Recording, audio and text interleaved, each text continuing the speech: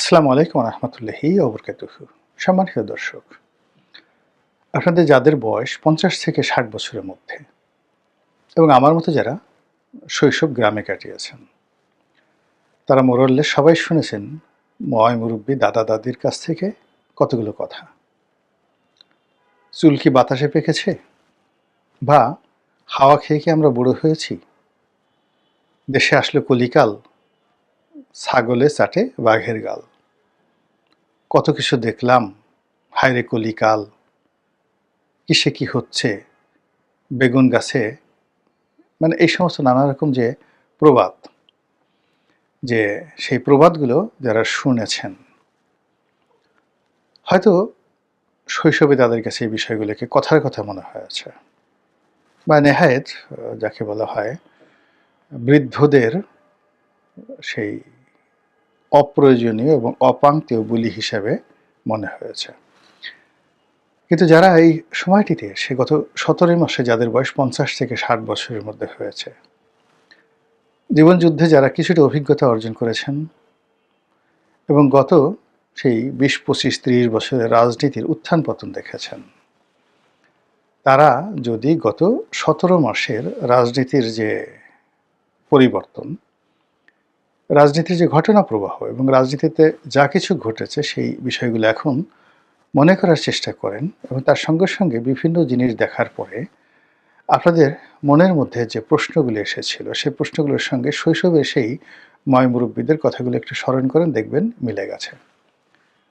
যখন হঠাৎ করে একেবারে অনেকগুলো নতুন রাজনৈতিক মুখ এসে আপনাদের সামনে হাজির হলো, গাল ঝুলিয়ে, ঠোঁট ঝুলিয়ে, তারপরে মাথা ঝাঁকিয়ে, বাবরি দুলিয়ে আপনাদেরকে নানা রকম ওয়াজ নসিহত করা শুরু করলো, আপনারা তখন অনেকেই বলেছেন যে পুরন পাগলের ভাত নেই, নতুন পাগলের আমদানি। সাহস করে অনেকে প্রকাশ করতে সাহস পাননি, তারপর অনেকে বাধা দিতে পারেননি। কিন্তু এই দৃশ্য দেখে আপনাদের অনেকেরই অঙ্গ জ্বলে গেছে, মেজাজ গরম হয়ে গেছে যে কি হচ্ছে। তারপর আপনারা কতগুলো শব্দ শুনেছেন, কতগুলো বাক্য শুনেছেন, যাদের হাতে ক্ষমতা রয়েছে সেই বাক্যগুলো শোনার পর আপনাদের রাগ হয়েছে, মেজাজ গরম হয়েছে, সারা শরীরে চুলকানি হয়েছে। সুসরার পাতা ঘষে দিলে যেভাবে মানুষের শরীরে চুলকানি হয়, গত ১৭ মাসে এরকম অনেক দৃশ্য, সেই অনেক দৃশ্য আপনারা দেখেছেন, শুনেছেন, যেগুলো শোনার পরে বিরক্তি আপনাদেরকে রীতিমতো বৃদ্ধ বানিয়ে ফেলেছে। এই সমাজে এই শব্দগুলো ছিল না। ডাস্টবিন, পলিথিন আপা, এই শব্দগুলো কখনোই ছিল না। আরও কত রকম আজে বাজে শব্দগুলো এই সমাজে অনেকের জন্য অপরিহার্য হয়ে পড়েছে। তো যেটা বলছিলাম যে গত ১৭টি মাসে আমাদের হাজার বছরে যে রাজনীতির কৃষ্টি কালচার, সেই কৃষ্টি কালচারে এদেশে কী করা সম্ভব, অর্থাৎ একজন রাজা কী করতে পারেন, এবং আমাদের জনগোষ্ঠী বিভিন্ন পরিবেশ পরিস্থিতিতে কী ধরনের রাজনৈতিক আচরণ করে, কখন বিদ্রোহ করে, কখন বিপ্লব করে, কখন সফল হয়, কখন ব্যর্থ হয়, এটি মোটামুটি সেটেলড। নতুন করে রাজনীতির একজন ছাত্র হিসেবে, ইতিহাসের একজন ছাত্র হিসেবে আমি যেটা বলতে পারি, এই বাংলাদেশে রাজনীতির অঙ্গনে নতুন কোনো কিছু ঘটবে না, ঘটার সম্ভাবনা নেই যেটি অতীতে ঘটেনি। শুধু স্থান কাল পাত্র ভেদে কিছু ব্যতিক্রম ঘটনা ঘটবে, কিন্তু মানুষের যে আকাঙ্ক্ষা, আশা, এবং সেই আশা আকাঙ্ক্ষা অনুযায়ী তাদের যে বিদ্রোহ, প্রেম, ভালোবাসা, রাজনীতিকে আঁকড়ে ধরা, ক্ষমতার পট পরিবর্তন ইত্যাদি বিষয়ে নতুন প্রেক্ষাপট রচিত হতে পারে। যেমন একটা সময় যখন সরকারের বিরুদ্ধে যুদ্ধ করা হতো শত শত বছর আগে, যেমন তিতুমিরের বাঁশের কেল্লা, তো তিনি ওই সময় একটা বিরাট দুর্গ তৈরি করে ফেলেছিলেন বাঁশ দিয়ে। আর তার যারা বাহিনীর সদস্য ছিলেন ইংরেজদের বিরুদ্ধে, তারা যুদ্ধ করেছিলেন, এবং সেই যুদ্ধের 90% অস্ত্র ছিল তাদের লাঠি। অল্প কয়েকটি তলোয়ার ছিল, বেশ কয়েকটি ঘোড়া ছিল।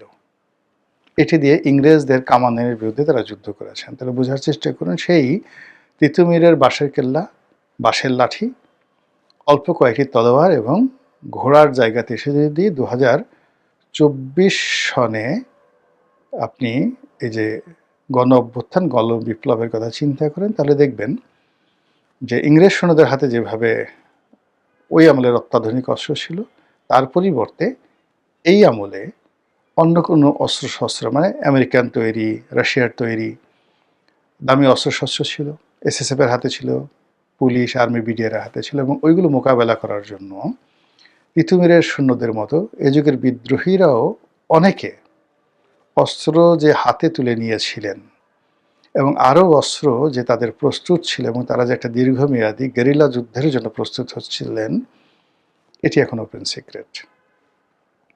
এই এতটুকুই পার্থক্য। মানে কিন্তু ওই যে তিতুমিরের যে আকাঙ্ক্ষা ছিল আর এই যুগের বিপ্লবীদের যে আকাঙ্ক্ষা ছিল, এইগুলোর মধ্যে 19-20 নেই। ইংরেজের আগে মুঘল জমানাতে বেশ কয়েকবার বাঙালি জেগে উঠেছিল, এবং বাঙালিরা মুঘলদের সময়টিতে প্রথম জেগে উঠেছিল শের শাহের নেতৃত্বে,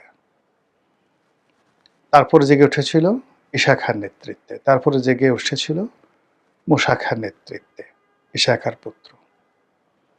মুঘলদের আগে সুলতানি আমল, সেই দীর্ঘ সুলতানি আমলে মানে অনেকে, ফখরুদ্দিন মোবারক শাহ থেকে শুরু করে বহু সংখ্যক রাজনৈতিক নেতৃবৃন্দ তারা কিন্তু বিদ্রোহ করেছিল।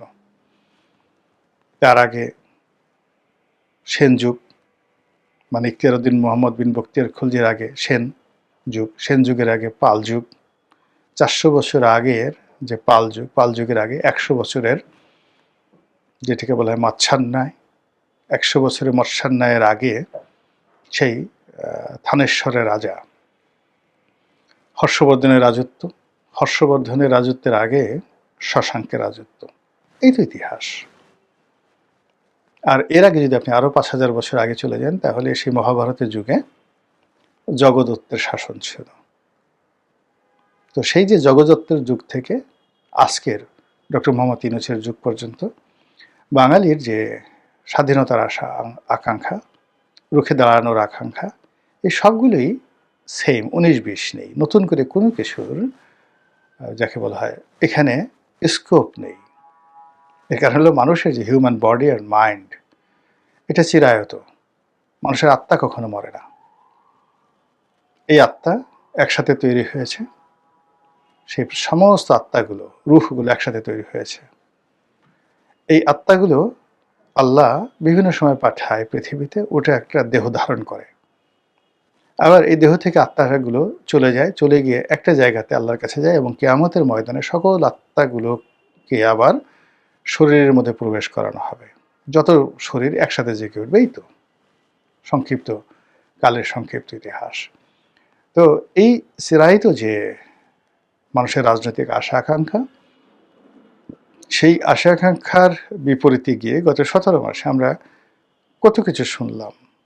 কিংস পার্টি শুনলাম, নতুন বন্দোবস্ত শুনলাম, রিসেট শুনলাম, সংস্কার। তো এটা নিয়ে যারা এগুলোর বক্তা, তাদের বক্তব্য শুনলে মনে হতো যে তারা এই বাংলাদেশের সব কিছু এমনভাবে সংস্কার করবে যে এই বাংলাকে আসলে চেনাই যাবে না। এটা হয়তো সিঙ্গাপুর হয়ে যাবে, ফ্রান্স হয়ে যাবে, ইংল্যান্ড হয়ে যাবে, আমেরিকা হয়ে যাবে রাতারাতি। কিন্তু 17 মাস পরে দেখলাম যে কিছু তো হয়ইনি, বরং আমাদের এই বাংলাদেশের, স্বাধীন বাংলাদেশে যে সময়গুলোকে আমরা সবচেয়ে নিন্দনীয় এবং খারাপ সময় বলি, পরিস্থিতি তার চেয়ে খারাপ হয়েছে। এরপরে কিংস পার্টি গঠন করা হবে। কিংস পার্টির যারা নেতা তারা প্রধানমন্ত্রী হবেন, এমপি হবেন, মন্ত্রী হবেন। গত 17 মাসে এই দাপটগুলো দেখতে দেখতে আমাদের ঘেন্না ধরে গেছে। এখন এই সকল কুশীলব যারা ছিলেন তাদের এতটা দুরবস্থা যে তারা রাস্তাঘাটে এখন রীতিমতো তুচ্ছ তাচ্ছিল্যের শিকার হচ্ছেন, এবং তারা নিরাপত্তাহীনতায় ঘর থেকে বের হচ্ছেন না। এবং আগামী দিনে এ রাষ্ট্র যদি তাদেরকে নিরাপত্তা না দেয়, আশ্রয় না দেয়, তাদের অবস্থা যে কী হবে একমাত্র আল্লাহ রাব্বুল আলামিন ছাড়া কেউ জানেন না। এরপরে যারা এই বিভিন্ন দেশ থেকে আসছেন, বিদেশ থেকে আসছেন, সে কী দাপট তাদের। কেউ ইংরেজিতে কথা বলার সময় মানে গাল বাঁকা করে ফেলেন, চোখ টিপ মারেন, অনেকটা ওয়েস্টার্ন ওয়ার্ল্ডে আপনি দেখবেন যে ইংরেজিতে কথা বলতে গিয়ে কেউ হয়তো অতিরিক্ত ওভারে স্মার্টনেস দেখাতে গিয়ে হাত দুটো উঁচু করেন, আঙ্গুল বাঁকা করেন, ভি চিহ্ন দেখান, ঘাড় বাঁকা করেন, এই জাস্ট হাই এরকম একটা যে আসে না, hi hello hi so nice, এরকম একটা জাস্ট কিছু জিনিস না দেখালে বোঝা যায় না। তো এরকম অনেকে দেখান কথাবার্তা বলার সময়। সেই সে অনেক লোক আছে, আপনি যদি অ্যান্থনি হপকিন্স, ব্রিটিশ অভিনেতা, সেই দ্য সোর্ড অফ জরো, সে বিখ্যাত সিনেমার অভিনেতা অ্যান্থনি হপকিন্স, কিংবা মর্গ্যান ফ্রিম্যান, মানে যারা কণ্ঠের জন্য সারা দুনিয়াতে মশহুর, গত 100 বছর এদের মতো এরকম কণ্ঠশিল্পী, এত অভিনয়কে তারা শুধুমাত্র কণ্ঠের লালিত্য দ্বারা পৃথিবীতে একটা পার্মানেন্ট জায়গাতে নিয়ে এসেছেন। যে কয়জন অভিনেতা, তাদের মধ্যে এই যে মর্গ্যান ফ্রিম্যান, অ্যান্থনি হপকিন্স, ভিন ডিজেল, খুবই বিখ্যাত এই অভিনেতা তারা আছেন। তো ইনক্লুডিং রাসেল ক্রো, সেই গ্ল্যাডিয়েটর সিনেমার যে নায়ক। তো তারা যেভাবে ইংরেজি বলেন, যেভাবে ঢং করেন, রং করেন, সেইভাবে আমাদের দেশে হঠাৎ করে কিছু লোক, ইংরেজি বলা কিছু লোক আসলো। এখন গিয়ে দেখেন তাদের মানে এমন একটা দুরবস্থা, তাদের টেনশনে, মানে এখন তারা কিভাবে বাদ দেশে যাবেন, এত বড় বড় কথা বলেন, তারা এতদিন কিছুই করতে পারেনি। এখন অনেকের বেল্ট এদিক হয়ে থাকে, তারপর শেষে কোট এলোমেলো হয়ে থাকে, অনেক সময় শার্টের বুতাম লাগানো থাকে না, প্যান্টের চেন লাগানো থাকে কি না আমি আসলে দেখিনি কখনো এইভাবে কাছে, এরকম এলোমেলো একটা অবস্থা হয়ে গেছে। তারপর যেটা নতুন সংবিধান লেখা, রিসেট বাটনে চাপ দিয়ে অতীতের সকল ইতিহাস মুছে ফেলে দেওয়া, মুক্তিযুদ্ধের একটা নতুন ডাইমেনশন তৈরি করা, ৭১কে মুছে ফেলে সেখানে ২৪-এর যে আমরা যেটাকে গণ অভ্যুত্থান বলি, এটাকে বলা হয় ২৪-এর মুক্তিযুদ্ধ। সেই ২৪-এর মুক্তিযুদ্ধকে প্রতিস্থাপন করা এবং জুলাই আগস্ট বিপ্লবের যেই মাহাত্ম্য, সেই মাহাত্ম্যকে কাজে লাগিয়ে একটি বিপ্লবী সরকার গঠন করে এই দেশটিকে রীতিমতো একটি স্বর্গোদ্যান, স্বর্গের বাগানে রূপান্তরিত করার যে বড় বড় বুলি গত ১৭ মাসে যারা দিয়েছেন, এখন আজকের এই দিনে তাদের সকলের করুণ দশা দেখলে আমাদের যারা সাধারণ মানুষ রয়েছে, আমাদের মধ্যে যাদের একটু দিল নরম, মন নরম, তাদের অনেকেরই মায়া লাগে। অনেকের মনে হয়, ইস, এই লোকগুলো এই কয়দিন এত কথাবার্তা বলেছে, এখন আমাদেরকে দেখলে তো ওদের লজ্জা করবে। এজন্য আমরা যেন ওদের মুখোমুখি না হই, এজন্য আমাদের উচিত বোরকা পরা, হিজাব দেওয়া, যেন পর্দা করা, যেন আমাদেরকে দেখলে ওদের শরম না লাগে। কারণ আমরা তো আসলে বাঙালি যে নেশন, বেশিরভাগ মানুষ হলো ভদ্রলোক, কাউকে বিব্রত করতে চায় না, কারো সঙ্গে ক্ল্যাশ করতে চায় না, এবং ক্ষমতা যাদের হাতে থাকে তাদেরকে আমরা সম্মান করি। তো সেই দিক থেকে ১৭ মাসের যারা ক্ষমতাধর যারা লোকজন রয়েছেন, তারা এখন এই নতুন অবস্থাতে পড়ে না দক্ষিণে যাবেন, না উত্তরে যাবেন, না পূবে যাবেন, না পশ্চিমে যাবেন, না ইংরেজিতে বলবেন, না বাংলায় বলবেন, না আরবিতে বলবেন, না দিল্লিতে যাবেন, না পিন্ডিতে যাবেন, না বেইজিংয়ে যাবেন, না ওয়াশিংটনে যাবেন, সব দিক হারিয়ে মানে এমন একটা অবস্থা হয়ে গেছে যে একটা মানুষকে যদি আপনি অনেকক্ষণ ধরে ঘুরান, একটা লাঠিমের মতো ঘুরান, তারপর ছেড়ে দেন, ও দেখবে যে ঘুরতে থাকবে এবং ঘুরতে ঘুরতে চিত হয়ে পড়ে যাবে। তো এখন এই ১৭ মাসের যারা কুশীলব, তারা বেশিরভাগই ওইভাবে ঘুরছেন লাঠিমের মতো। ঘোরার পরে শেষ পর্যন্ত তারা দাঁড়িয়ে থাকতে পারবেন, নাকি ওই যে আমাদের শৈশবে আমরা নিজেরা যখন ঘুরতাম, ঘুরতে ঘুরতে একটা সময় আমরা একেবারে চিত হয়ে পড়ে যখন আকাশের দিকে তাকাতাম, মনে হতো দুনিয়াটা ঘুরছে। এখন এই কুশীলবরা কি দাঁড়িয়ে থাকতে পারবেন, না ওইভাবে চিত হয়ে পড়ে দেখবেন যে সারা দুনিয়া ঘুরছে? সেটা সময় বলে দেবে। আসসালামু আলাইকুম রহমতুল্লাহি ওয়া বারাকাতুহু।